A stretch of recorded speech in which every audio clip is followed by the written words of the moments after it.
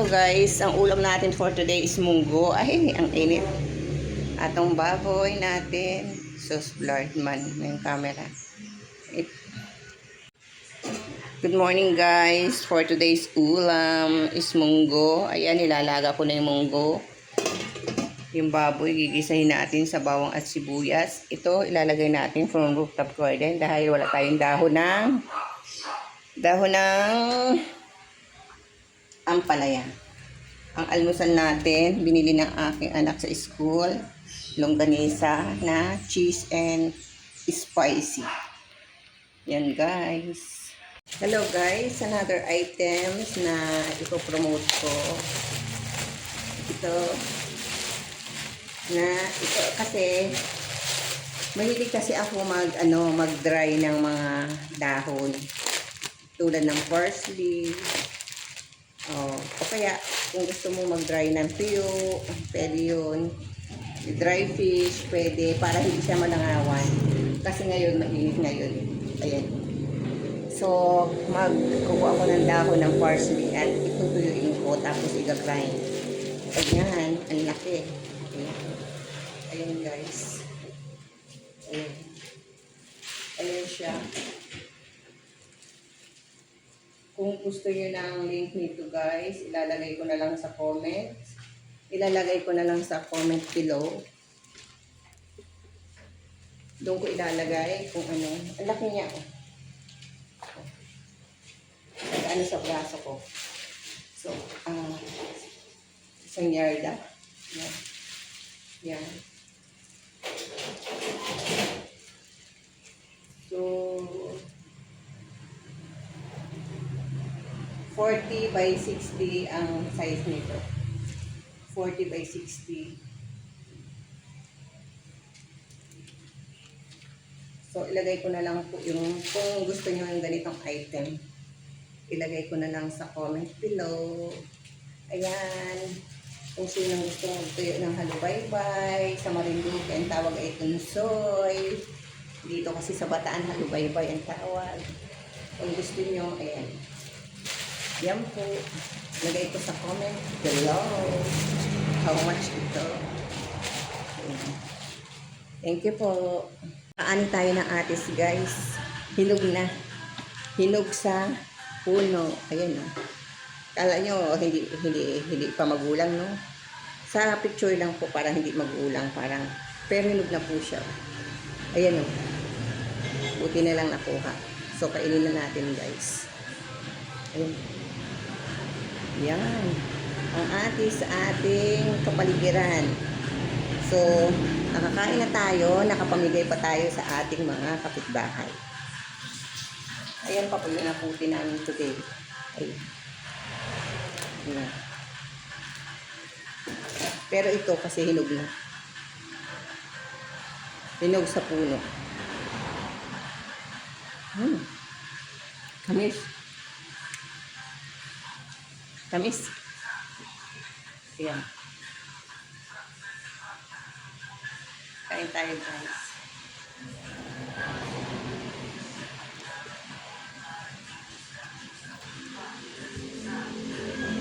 Nag-check din tayo sa, ito kasi gamit sa CCTV. CCTV ng mga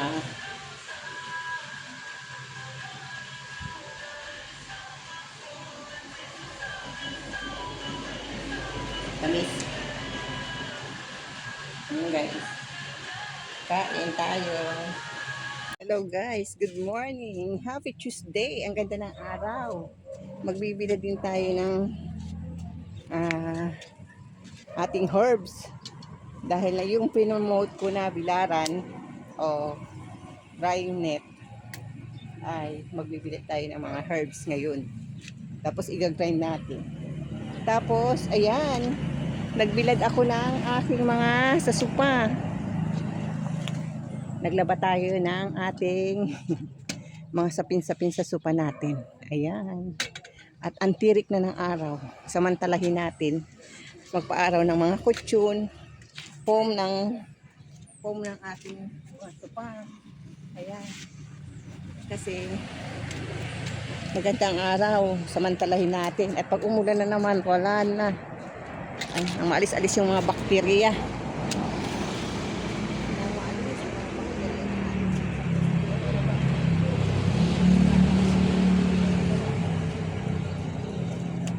Ayan, kabisi-bisi ko ngayon.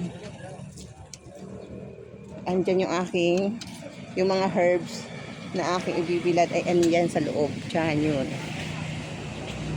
Hindi parsley yan. Meron din tayong harvestin natin yung ating bukas ang ating pechay. At naku, ang ganda na. Pwede nang i-harvest. Tinang, ayan, alas 10 na kasi. Ngayon ay, ang ganda-ganda oh. Ang ganda na, pwede na natin i-harvest yan bukas, yung iba. Lalo na to, ang taba oh. 3 lang nito, ayos na, 20 pesos. Yan. Yan. Harvest natin yan bukas para sa ating hilagang baboy. So, malaking bagay na rin yung may na-harvest tayo. Ito, hindi ko alam. Ayan. Inalis ko na yung takip. Bahala na si Batman. Itong ating mga... Ngayon na ako umakyat kasi ako'y nagbilad ng akin yung nilabhan ko. Ayan guys. Nandito na rin tayo. Hayaan mo tayong maarawan ng alas 10. Hindi naman ako takot umitim. Ang gaganda na. Ayan. Ang ganda-ganda na. Ay, ito oh. Bukas ko kukunin sa usawa ng nilagang baboy. And dito, maganda na rin yung mga pechay natin dyan. Yan. Yan. Maganda na rin. Yan. Tapos kanina, kumuha na akong punla nito. Kasi dadali ni Notnot sa Arsenal. Yan. Papaya. Kung sino pang gusto pong punla ng papaya, comment below lang. Around Orion. Yan. Kahit mainit. Tara. Ayun ang araw. Sikat na sikat na. Ayan. So ating granada. Ang ganda ng bulaklak. Tara. Kahit mainit. Ang sarap magpa-araw.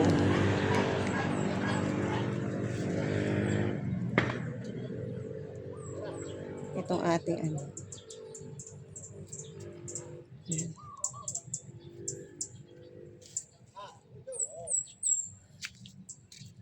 Yan lang ang ating update. Ang laki na ng sili na violet. Ayan. Diba? Ayan, ang sili na violet. Ayan. Aray ko, tingnan mo si Mingming. Hinihilan damit ko. Pinaliguan ko yung kanina. Naligo lahat kay. Nagpaligo din kasi ako ng mga asong maliliit. Saka ito si Mingming. Ayan. Ayan lang guys. Happy Tuesday. Thank you for watching. Have a wonderful day. Bye.